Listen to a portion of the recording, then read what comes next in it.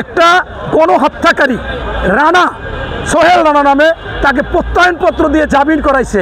সে ছিল আহাদ এবং সুবনের গণহত্যাকারী আসামি, অথচ তাকে বলছে যে এরা আমার সন্তান, এ শিবির করতো, এ কখনো এইটা ছিল না, সেইটা বলে সেখান থেকে তাকে জামিন পর্যন্ত করাইছে। কালকে সব জায়গায় দেখা গেছে। তাই আজকে দুঃখজনক, লজ্জাজনক যে আজকে এই জামাত চরমনাই কি করতে চাচ্ছে, কি করতেছে আমার বোধগম্য না।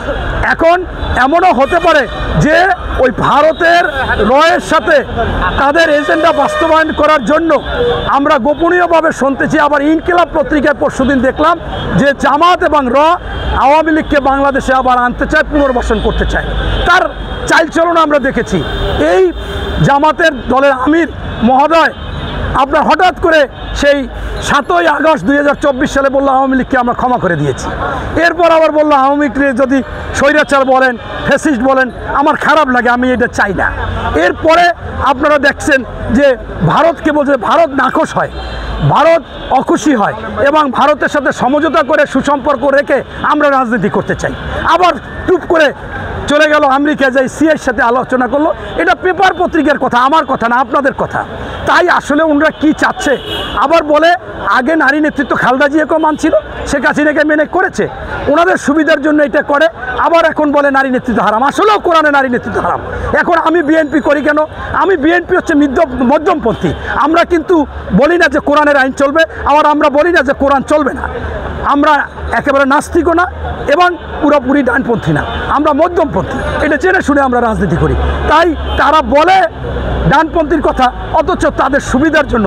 এই জন্য আপনার ওই যে আজহারি সাহেব, সেই আজহারি সাহেব একটা বক্তব্য দিয়েছিল, আমার মনে পড়ে, বলছে যে মুখে এক কথা আর অন্তরে আর এক, এগো বলে মুনাফেক। আপনার এরা হিন্দুদের দিয়ে কমিটি করে।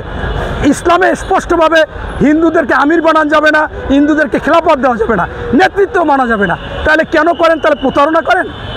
নারী নেতৃত্ব মানা যাবে না। এই প্রেস ক্লাবে যখন নায়িকা, গায়িকা, ড্যান্সার, নারী চাকরিজীবীরা বললো যে জামাত আসলে আমরা চাকরি করতে পারবো না, এটা করতে পারবো না, পরের দিনই জামাতের আমির বলছে আপনাদের স্বাধীনতা থাকবে আপনারা। তাহলে আপনি কেন ইসলাম বলেন? আপনিও মধ্যমপন্থী হন, আপনারা অন্যটা করেন, গতানুগতিক করেন। তাই আমি মনে করতেছি যে এই পিআর সম্পূর্ণ একটা ষড়যন্ত্র, নির্বাচন বিলম্ব করার জন্য এগুলো করতেছে। কারণ এ পর্যন্ত যে কয়টা দাবি তারা করেছে সব অযৌক্তিক। 1 নম্বর হচ্ছে যে আপনার প্রথম বললো সংস্কার, উনরাই থেকে কিন্তু বিএনপির সাথে 27 দফা সংস্কার করেছিল, সেটা 31 দফা করেছি। এমনকি ওনরা কিন্তু সরকারকে দিয়েছিল। এরপর আবার কমিশনও হয়েছিল, আবার এরপর আসলো বিচার। এই বিচার আন্তর্জাতিক আদালতে